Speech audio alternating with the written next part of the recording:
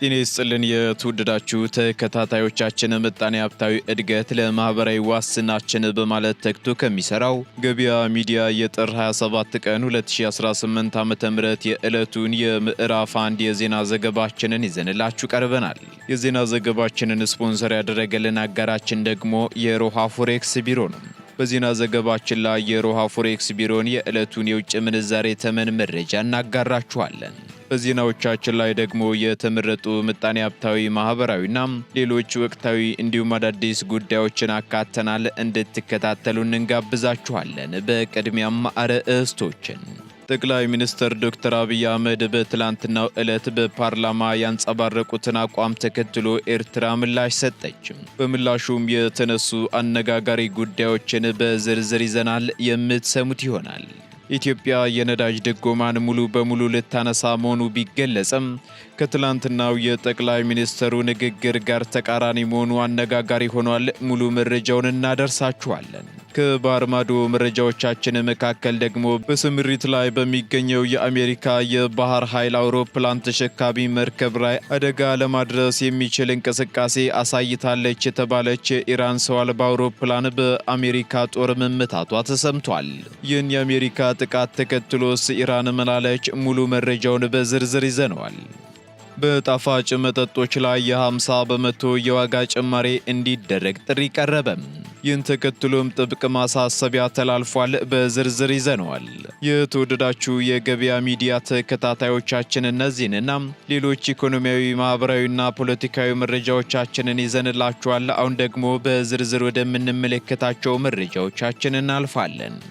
አራዳ ፓርክና ወዳጅነት ፓርክ መካከል አፓርትመንቶች እንዲሁም ለንግድ ተመራጭ በሆነው በመሃል ተክለ ሃይማኖት የንግድ ሱቆችን ይዘንሎት መተናል። ቤተ መንግስት አቅራቢያ አራዳ ፓርክ ፊት ለፊት ከ30% እውነተኛ ቅናሽ ጋር በካሬ በ73500 ብር ብቻ ከባለ 1 እስከ ባለ 3 መኝታ አፓርትመንቶችን ከሜሪትስ ፕሮፐርቲ ይዘንሎት ቀርበናል። በጥሬ ገንዘብ ለሚከፍሉ 30% ቅናሽ የተደረገባቸውን ባለ 1 መኝታ በ3.6 ሚሊዮን ብር አጠቃላይ ክፍያ፣ ባለ 2 መኝታ በ6.9 ሚሊዮን ብር አጠቃላይ ክፍያና ባለ 3 መኝታ በ9.5 ሚሊዮን ብር አጠቃላይ ክፍያ አቅርበንሎታል። እንዲሁም ከ10% ቅድመ ክፍያ ጀምሮ በ3 ዓመት የግንባታ ሂደት እየከፈሉ የቤት ባለቤት ይሆኑ። በዚህ የመኖሪያ መንደር ውስጥ መዋኛ ገንዳ፣ ጂምናዚየም፣ ደረጃውን የጠበቁ ሰፋፊ ሊፍቶች፣ ምቹና በቂ መኪና ማቆሚያ ቦታዎች፣ ዘመናዊ የደረቅ ቆሻሻ ማስወገጃ፣ አውቶማቲክ ጄነሬተር የተገጠመለት የከርሰ ምድር ውሃና ለተለያዩ አገልግሎት የሚውል ሰገነትም በአንድ አካቷል። እንዲሁም በመሃል ተክለ ሃይማኖት ከአንድ ሳምንት ባልበለጠ ጊዜ የምናወጣቸው የንግድ ሱቆችን ቀድመው ለመመዝገብ ከታች ባለው ስልክ ይደውሉ። ሜሪትስ ፕሮፐርቲ። ኢትዮጵያ የነዳጅ ድጎማን ሙሉ በሙሉ ልታነሳ ነው ተባለ። የኢትዮጵያ መንግስት የነዳጅ ድጎማን በመጪዎቹ ሳምንታት ውስጥ ሙሉ በሙሉ ለማንሳትና ወጪን መነሻ ያደረገ የዋጋ ተመንን ተግባራዊ ለማድረግ መዘጋጀቱን የዓለም አቀፍ የገንዘብ ድርጅት IMF ያወጣው ሪፖርት አመላክቷል። በሪፖርቱ መሰረት እስከ የካቲት ወር 2018 ዓ.ም መጨረሻ ድረስ የነዳጅ ድጎማን በከፍተኛ ሁኔታ ለማስቀረት የታቀደ ሲሆን ይህም መንግስት የጀመረው ሰፊ ኢኮኖሚ ማሻሻያ አካልም ነው ተብሏል። ከዚህ ቀደም ለኢትዮጵያ ነዳጅ አቅራቢ ድርጅትና ለመንገድ ፈንድ ይገቡ የነበሩ የነዳጅ ታክሶች አሁን በቀጥታ ወደ ፌዴራል መንግስት በጀት እንዲገቡም ተደርገዋል። ለ2018 የበጀት ዓመት ለነዳጅ ድጎማ የተመደበው ጠቅላላ በጀት ከ100 ቢሊዮን ብር ወይንም ከሀገሪቱ አጠቃላይ ምርት 0.6 በመቶ እንዳይበልጥም ተመድቧል። ይህም መንግስት ያለበትን የፋይናንስ ጫና ለመቀነስና ገቢን ለማሳደግ ካለው ስትራቴጂክ ጋር የተያያዘ መሆኑን ተገልጿል። ባለፈው ታህሳስ ወር 2018 ዓ.ም በተደረገ የዋጋ ማሻሻያ የናፍጣ ዋጋ በ11 በመቶ፣ የቤንዚን ደግሞ በ5 በመቶ ጭማሪ አሳይቷል። ይህ ጭማሪ ካለፈው ዓመት መጀመሪያ አንስቶ ሲሰላ የቤንዚን ዋጋን በ42 በመቶ፣ የናፍጣን ደግሞ በ43 በመቶ ከፍም አድርጎታል። ከነዳጅ በተጨማሪ የኤሌክትሪክ ታሪፍም በየሩብ ዓመቱ በሚደረግ የዋጋ ማስተካከያ መሰረት ባለፈው ጥቅምት ወር ጀምሮ ጭማሪ ተደርጎበታል። ይህ የድጎማ መነሳትም ዝቅተኛ ገቢ ያላቸውን የህብረተሰብ ክፍሎች እንዳይጎዳ መንግስት ለህዝብ ትራንስፖርት የሚሰጠውን ድጋፍ ለተወሰነ ጊዜ እንደሚቀጥልም አሳውቋል። ይህ ድጋፍ በዲጂታል የክፍያ ስርዓቶችና በሞባይል ባንኪንግ አማካኝነት የሚተገበር ሲሆን ተጠቃሚ የሚሆኑትም የከተማና የክልል የህዝብ ትራንስፖርት አገልግሎት ሰጪዎች ብቻ ናቸው። በተመሳሳይ ለማዳበሪያ ድጎማ የሚውል በጀት በ84 ቢሊዮን ብር እንዲገደብም ተደርጓል። የዓለም አቀፉ የገንዘብ ድርጅት IMF መንግስት የጀመረውን የድጎማ ማሻሻያ ቢያደንቅም ስጋቶች መኖራቸውን ግን አሳስቧል። በተለይም ሀገሪቱ ለበጀት ድጋፍ በከፍተኛ ሁኔታ በውጭ እርዳታ ላይ መመካቷም የውጭ እርዳታ በሚቀንስበትና የዕዳ ክፍያ በሚጨምርበት ወቅት በበጀት እቅድና በሀገሪቱ የፋይናንስ አቅም ላይ አደጋ ሊደቀን እንደሚችልም ድርጅቱ አስታውቋል። ነገር ግን ጠቅላይ ሚኒስትር ዶክተር አብይ አህመድ በትላንትናው የህዝብ ተወካዮች ምክር ቤት ቆይታቸው መንግስት የኑሮ ውድነት በዜጎች ላይ እያደረሰ ያለው ጫና አሁንም አሳሳቢ መሆኑን በመግለጽ የዋጋ ንረቱ በአቅርቦትና ፍላጎት አለመጣጣምን እንዲሁም በገቢ ማነስ ምክንያት የመጣ መሆኑን ጠቁመው መንግስት የዜጎችን ጫና ለማቅለል በነዳጅ በማዳበሪያና በመድኃኒት ላይ በቢሊዮኖች የሚቆጠር የገንዘብ ድጎማ ማድረጉን እንደሚቀጥል ማረጋገጣቸው አይዘነጋም።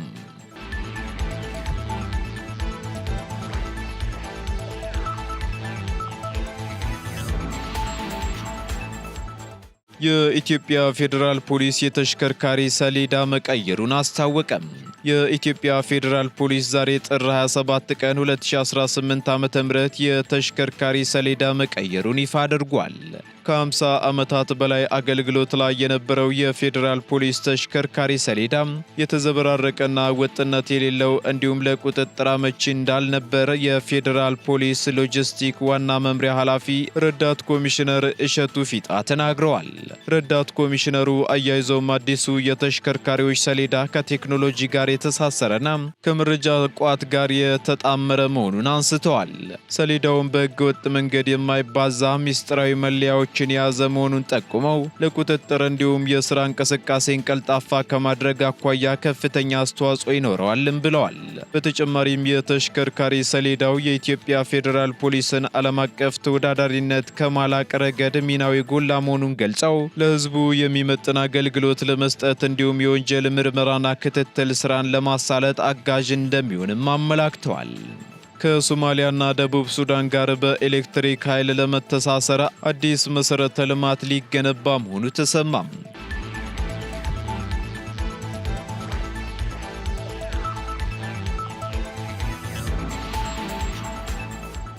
የኢትዮጵያ ኤሌክትሪክ ኃይል ከደቡብ ሱዳን ጋር የኃይል ትስስር ለመፍጠር አዲስ መሠረተ ልማት ለመገንባትና በጋራ መስራት የሚያስችለውን ስምምነት መፈራረሙን አስታውቋል። በዚህም በጋራ መስራት የሚያስችለውን ስምምነት ከ3 ሳምንታት በፊት መፈራረሙን በመጥቀስ ሂደቱን የሚከታተል የቴክኒክ ባለሙያዎች ቡድን ተቋቁሞ በሁለቱ ወገኖች መካከል የተሰራ መሆኑን የኢትዮጵያ ኤሌክትሪክ ኃይል የኮሚኒኬሽን ዳይሬክተሩ አቶ ሞገስ መኮንን ተናግረዋል። ነገር ግን ወደ ደቡብ ሱዳን የሚላከው ኃይል ከጋምቤላ ክልል ወይንም ደግሞ ከኦሮሚያ ክልል ኢሉባቦር ዞን ከመቱ ከተማ እንደሚሆን አሁን መናገር እንደማይቻልና የባለሙያዎቹ ቡድን እያከናወነ ባለው ስራ ግን ከሚገኘው ውጤት በመነሳት ውሳኔ እንደሚሰጥበት አብራርተዋል ሲል ሪፖርተር ጋዜጣ አስነብቧል።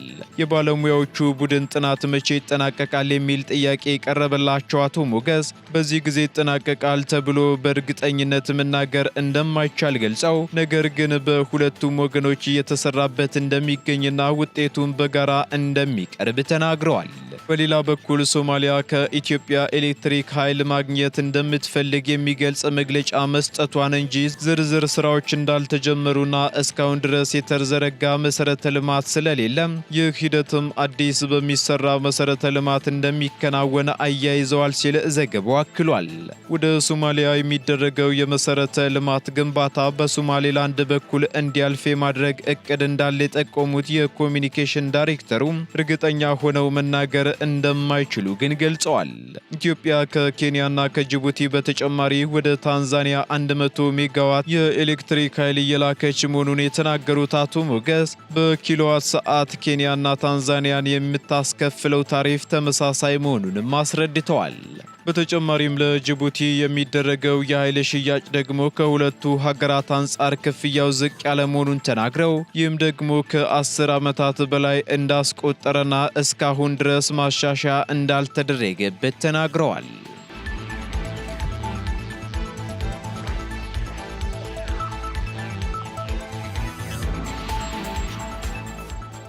ቀጥለናል ውድ ተከታታዮቻችን። አሁን ደግሞ ከውጪ ወደ ያዝንላችሁ መረጃዎቻችን እንሸጋገራል። ጠቅላይ ሚኒስትር ዶክተር አብይ አህመድ በትላንትናው ዕለት በፓርላማ ያንጸባረቁትን አቋም ተከትሎ ኤርትራ ምላሽ ሰጠች።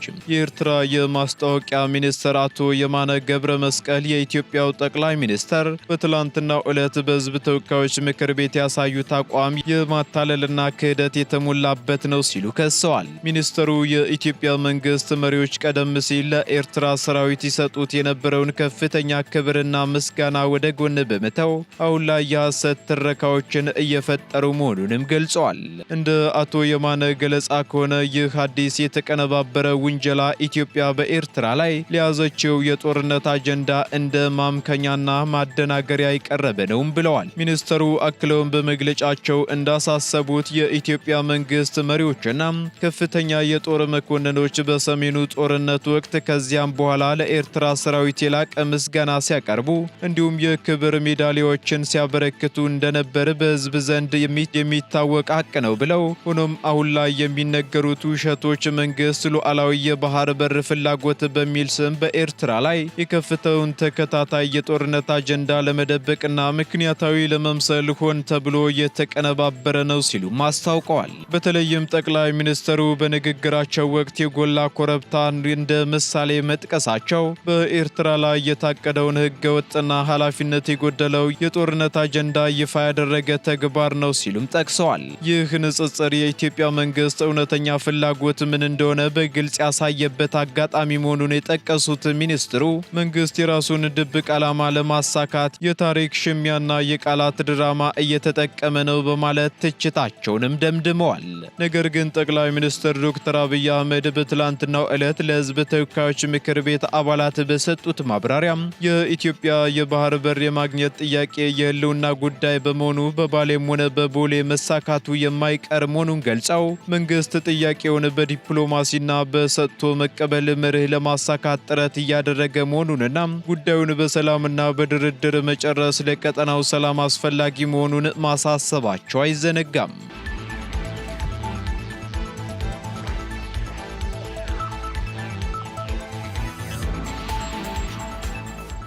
በጣፋጭ መጠጦች ላይ የ50 በመቶ የዋጋ ጭማሪ እንዲደረግ ተጠየቀ።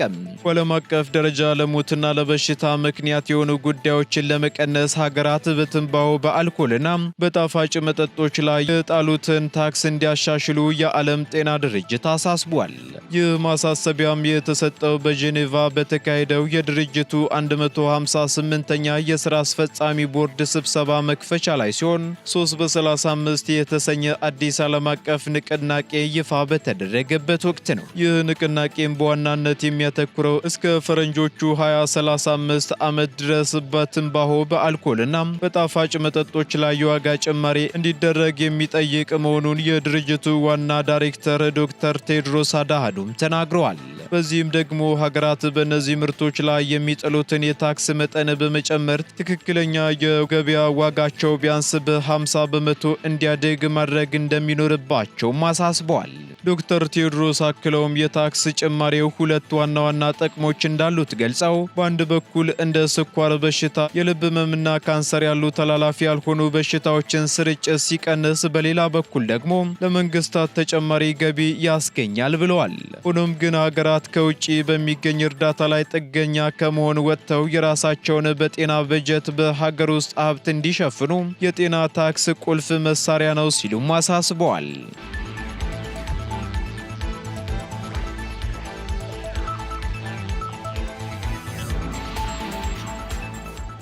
የአሜሪካ ጦር በዩኤስኤስ አውሮፕላን ተሸካሚ መርከብ ላይ አደጋ ልትፈጽም ተቃርባ ነበር ያለውን የኢራን ድሮን መምታቱን አስታወቀ። በአረብ ባህር ላይ በስምሪት ላይ በሚገኘው የአሜሪካ የባህር ኃይል አውሮፕላን ተሸካሚ መርከብ ላይ አደጋ ሊያደርስ የሚችል እንቅስቃሴ አሳይታለች የተባለች የኢራን ሰው አልባ አውሮፕላን ወይንም ድሮን በአሜሪካ ጦር መመታቷ ተሰምቷል። ይህን ተከትሎ የአሜሪካ ማዕከላዊ እዝ በሰጠው መግለጫ መሰረት ክስተቱ የተፈጠረው ዩኤስኤስ አብርሃም ሊንከን የተሰኘችው ግዙፍ የጦር መርከብ በዓለም አቀፍ የውሃ ክልል ላይ በመጓዝ ላይ ሳለችም ነው ብሏል። የኢራን ንብረት የሆነችው ሻሂድ 139 ተብላ የተሰየመችው ድሮን ለመርከቧ አደገኛ ወደሆነ ርቀት መቃረቧን ተከትሎ መመታቷ ተገልጿል። የአሜሪካ መከላከያ ሚኒስቴር ባለስልጣናት በበኩላቸው ድሮኗን ለመምታት እርምጃ ከመወሰዱ በፊት በተደጋጋሚ ማስጠንቀቂያ ቢሰጣትም አቅጣጫዋን ለመቀየር ግን ፈቃደኛ አልነበረችም ሲሉ ጠቅሰዋል። በዚህም ድሮኗ ወደ መርከቧ የተቃረበች በጥቃት መንፈስ መሆኑን የገለጸው ማዕከላዊ እዝ እርምጃው የተወሰደው የጦር መርከቧንና በውስጧ የሚገኙትን በሺዎች የሚቆጠሩ ወታደሮችን ደህንነት ለመጠበቅ ሲባል መሆኑንም አረጋግጧል። ይህ ወታደራዊ ግጭትም የተከሰተው ደግሞ በሁለቱ ሀገራት መካከል ያለው ውጥረት በከፍተኛ ሁኔታ በጨመረበት ወቅት ሲሆን በተለይም በፕሬዝዳንት ዶናልድ ትራምፕ የሚመራው አስተዳደር በኢራን ላይ የሚከተለው ጥብቅ የኢኮኖሚና የፖለቲካ ጫና በቀጠናው የሁለቱ ሀገራት ወታደራዊ ኃይሎች በጥርጣሬ እንዲያዩትም አድርጓቸዋል። ከዚህ ክስተት ጋር በተገናኘም የኢራን አብዮታዊ ዘብ ኃይሎች በሆርሙዝ የባህር ሰርጥ አካባቢ የአሜሪካ ሰንደቅ ዓላማ በጫነች የንግድ መርከብ ላይ ትንኮሳ መፈጸማቸው ተነግሯል።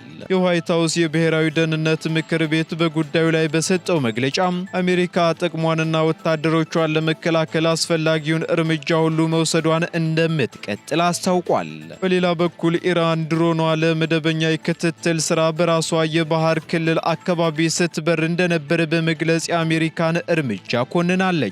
ይህ በአረብ ባህርና በፋርስ ባህረ ሰላጤ አካባቢ እየጨመረ የመጣ ወታደራዊ ፍጥጫ ዓለም አቀፍ የነዳጅ ንግድ መስመሮችን አደጋ ላይ ሊጥል ይችላል የሚል ስጋት በዓለም አቀፉ ማህበረሰብ ዘንድ እያሳደረ ይገኛል።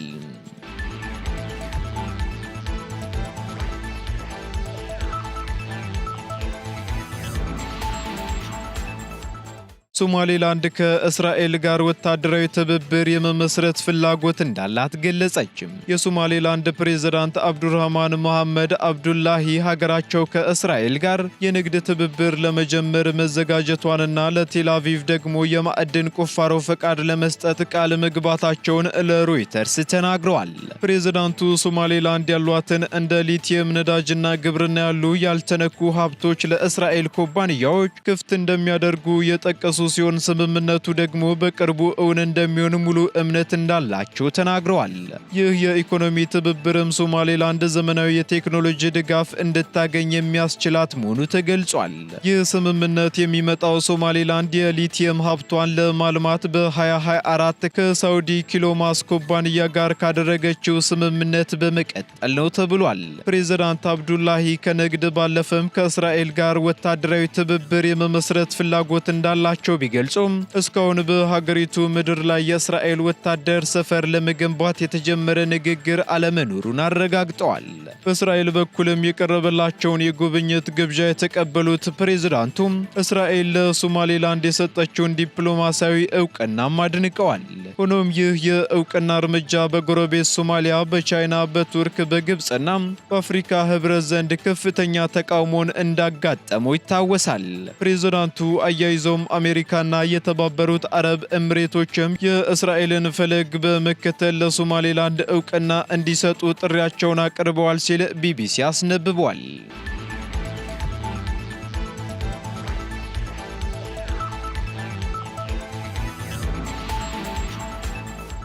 ቀጥለናል ውድ ተከታታዮቻችን። በመጨረሻም የሮሃ ፎሬክስ ቢሮን የዕለቱን የውጭ ምንዛሬ ተመን መረጃ እናጋራችኋለን። በዚህም አንድ የአሜሪካ ዶላር 178 ብር ከ1 ሳንቲም እየተገዛ 181 ብር ከ57 ሳንቲም እየተሸጠ ይገኛል። ፓውንድ ስተርሊንግ ደግሞ 234 ብር ከ15 ሳንቲም እየተገዛ 238 ብር ከ83 ሳንቲም እየተሸጠ ይገኛል። ዩሮ ደግሞ 203 ብር ከ94 ሳንቲም መግዣው ሲሆን 208 ብር ከ1 ሳንቲም የተሸጠ ይገኛል።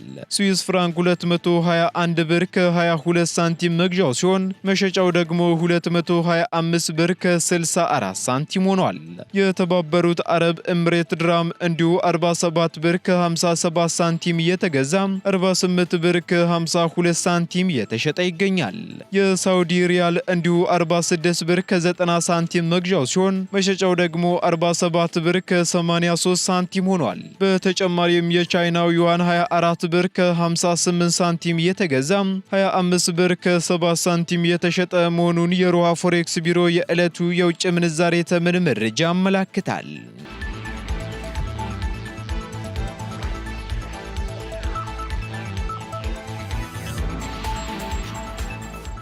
የተወደዳችሁ የገበያ ሚዲያ ተከታታዮቻችን ለምዕራፍ አንድ ያዝንላችሁ ኢኮኖሚያዊ፣ ማህበራዊና ፖለቲካዊ መረጃዎቻችን እነዚህን ይመስሉ ነበር። አዳዲስ እንዲሁም ትኩስ ኢኮኖሚያዊ፣ ማህበራዊና ፖለቲካዊ መረጃዎቻችንን ለማግኘት ታዲያም የገበያ ሚዲያን እንድትወዳጁ እንጋብዛለን። ሰናይ ጊዜን ተመኘን። አራዳ ፓርክና ወዳጅነት ፓርክ መካከል አፓርትመንቶች እንዲሁም ለንግድ ተመራጭ በሆነው በመሃል ተክለ ሃይማኖት የንግድ ሱቆችን ይዘንሎት መተናል። ቤተ መንግስት አቅራቢያ አራዳ ፓርክ ፊት ለፊት ከ30% እውነተኛ ቅናሽ ጋር በካሬ በ73500 ብር ብቻ ከባለ 1 እስከ ባለ 3 መኝታ አፓርትመንቶችን ከሜሪትስ ፕሮፐርቲ ይዘንሎት ቀርበናል። በጥሬ ገንዘብ ለሚከፍሉ 30% ቅናሽ የተደረገባቸውን ባለ 1 መኝታ በ3.6 ሚሊዮን ብር አጠቃላይ ክፍያ፣ ባለ 2 መኝታ በ6.9 ሚሊዮን ብር አጠቃላይ ክፍያና ባለ 3 መኝታ በ9.5 ሚሊዮን ብር አጠቃላይ ክፍያ አቅርበንሎታል። እንዲሁም ከ10% ቅድመ ክፍያ ጀምሮ በ3 ዓመት የግንባታ ሂደት እየከፈሉ የቤት ባለቤት ይሆኑ። በዚህ የመኖሪያ መንደር ውስጥ መዋኛ ገንዳ፣ ጂምናዚየም፣ ደረጃውን የጠበቁ ሰፋፊ ሊፍቶች፣ ምቹና በቂ መኪና ማቆሚያ ቦታዎች፣ ዘመናዊ የደረቅ ቆሻሻ ማስወገጃ፣ አውቶማቲክ ጄኔሬተር የተገጠመለት የከርሰ ምድር ውሃና ለተለያዩ አገልግሎት የሚውል ሰገነትም በአንድ አካቷል። እንዲሁም በመሃል ተክለ ሃይማኖት ከአንድ ሳምንት ባልበለጠ ጊዜ የምናወጣቸው የንግድ ሱቆችን ቀድመው ለመመዝገብ ከታች ባለው ስልክ ይደውሉ። ሜሪትስ ፕሮፐርቲ